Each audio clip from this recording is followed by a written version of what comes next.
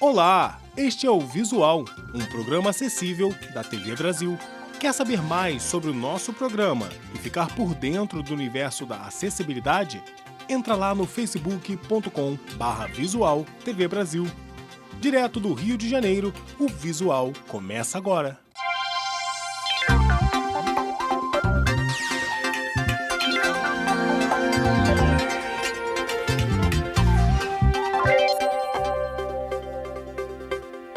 O ano começou difícil para mais de 100 mil brasileiros que trabalham como personal trainers, arquivistas, contadores e contabilistas. A lei que tirou essas categorias da informalidade mudou. Agora, esses profissionais precisam se reenquadrar, só que pagando uma carga de impostos muito mais alta. João Luiz é contador e veio ao sindicato buscar ajuda jurídica, já que não pode mais emitir nota fiscal como microempreendedor individual. Ele gastava cerca de R$ 60 por mês com impostos. Agora vai passar a pagar quase R$ 300 pelo Simples. Fui pego de surpresa. A gente sabe que final de ano sempre desenquadra, mas se eu desenquadrar 31 de dezembro, quando que eu vou ser obrigado a pagar? 1º de janeiro ou vai ter mais um prazo? O sindicato é contra a mudança. Tem esse leque aí de opção tributária, vamos dizer, facilitada, quer dizer, você dá chance de crescimento do profissional. O MEI, sigla para microempreendedor individual, é a forma mais prática de um profissional sem carteira assinada recolher impostos. O sistema ajudou bastante na formalização de profissões, como a de cabeleireiro. Mas a lei complementar que passou a valer este ano excluiu 4 categorias do MEI para se adequar ao Código Civil. Além de contadores e técnicos contábeis, também deverão solicitar o descadastramento do MEI, personal trainers e arquivistas de documentos. Até 2019, 103.567 profissionais deverão optar por outra forma de recolhimento de tributos. A mudança vai ficar salgada. Eles terão 2 opções: recolher impostos como autônomos ou abrir uma empresa pelo Simples, que cobra sobre o faturamento. Para este advogado tributarista, os profissionais vão ter dificuldades para se adequar às regras. Alguém, por exemplo, que antes recebia R$ 500, R$ 300, aí que estava dentro do MEI, para ela vai ficar inviável entrar no Simples, contratar um contador para fazer toda a manutenção daquela escrituração. Então a tendência é de cair e existir a informalidade. Kifuri nos ajudou a fazer as contas.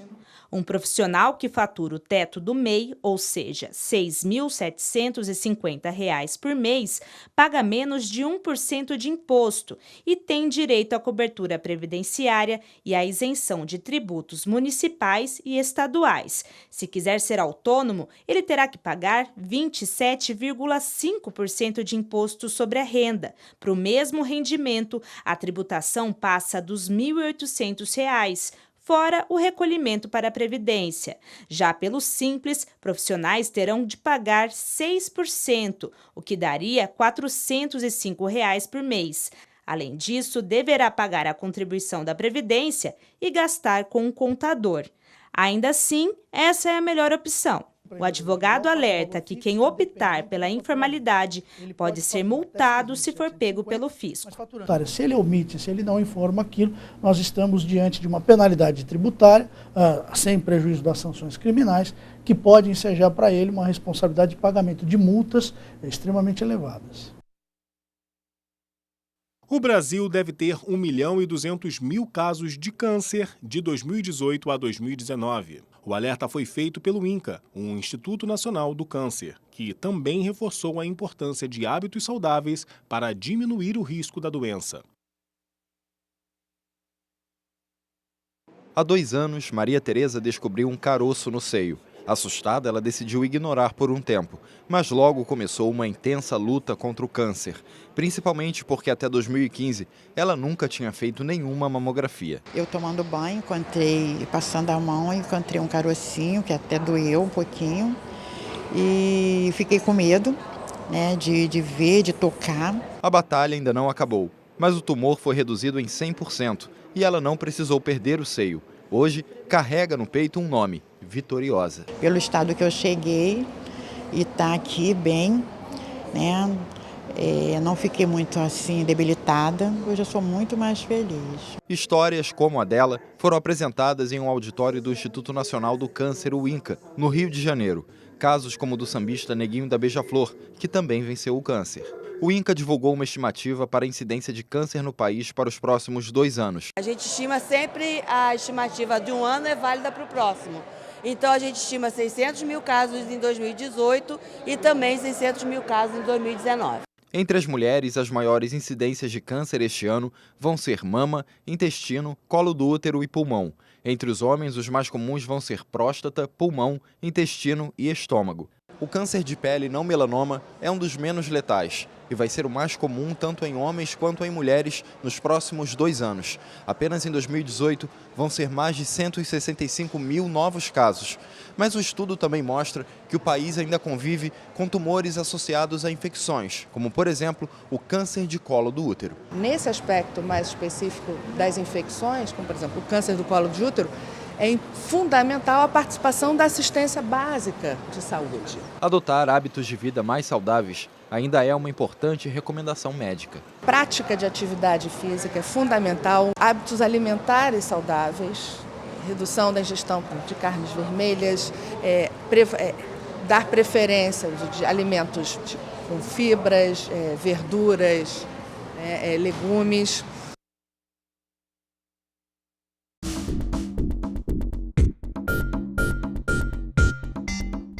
Sogro, genro, nora, cunhado. Você é daqueles que pensam em melhorar a alimentação, mas no dia a dia não consegue resistir a um salgadinho? Pois é, às vezes é difícil encontrar alimentos saudáveis na rua. Um problema que chama a atenção dos nutricionistas. Na correria do centro, o pessoal não pensa 2 vezes antes de saciar a fome com essas bombas calóricas. Quem quiser pode até encontrar alimentos mais saudáveis, mas as opções não são tão fartas. É mais difícil achar alguma coisa mais natureba, né? Uma coisa mais assim, saudável de encontrar, né?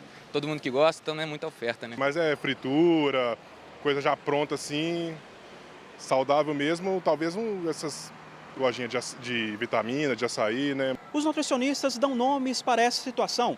Quando fica difícil encontrar um alimento saudável, temos o deserto alimentar. Por outro lado, quando há excesso de comida não saudável, temos o pântano alimentar. Em Belo Horizonte, essas 2 situações acontecem simultaneamente, o que contribui diretamente para a obesidade.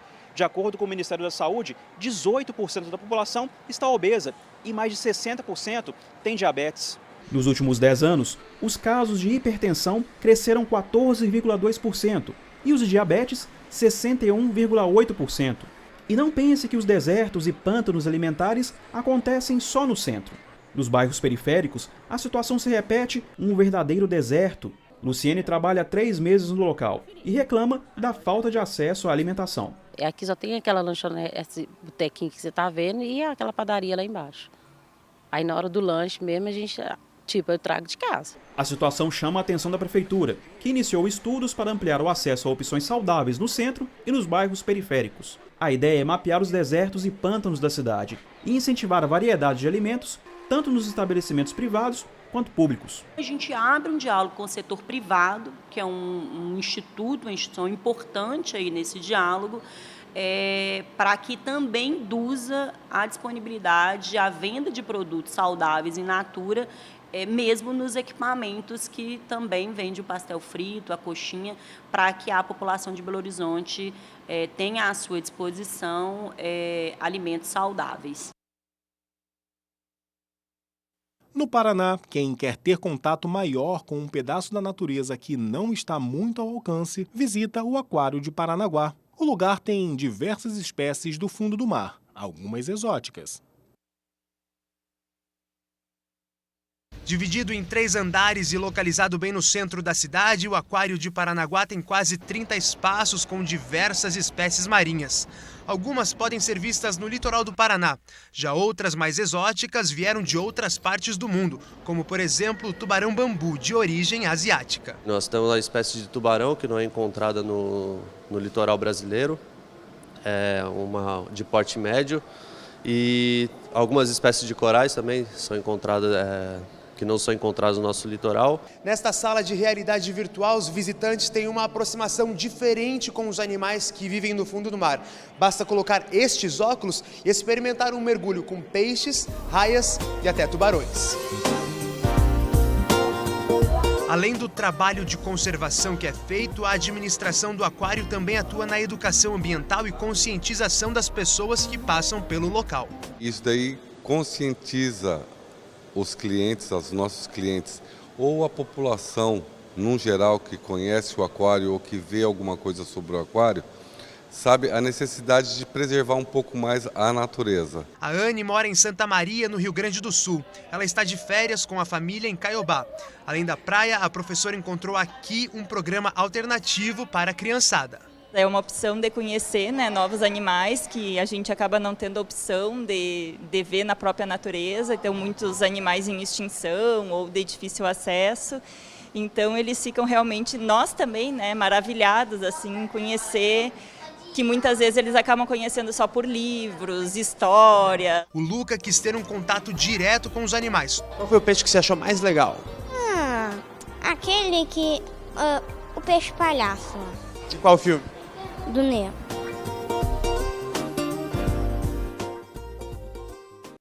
E o visual fica por aqui. E você já sabe, para participar é só mandar um WhatsApp pra gente. O número é 021 974 522 300. Muito obrigado pela companhia e até amanhã.